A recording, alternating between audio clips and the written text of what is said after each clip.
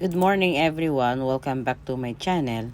Sa episode na to guys, tayo ay magluluto ng chicken with garlic and coriander.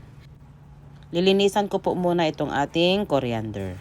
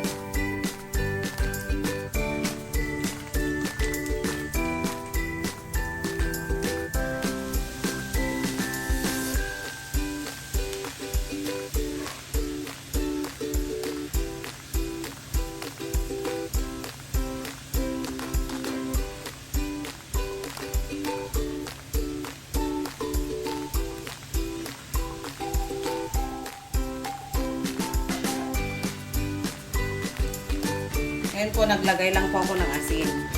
Ngayon po, mag-add lang ako ng 1/4 na nor cubes.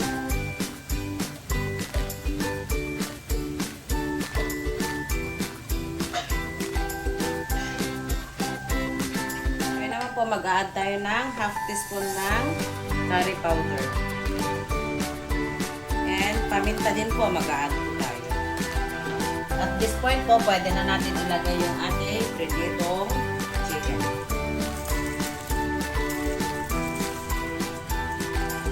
Tapos, halu-haluin ko lang po ng maigi.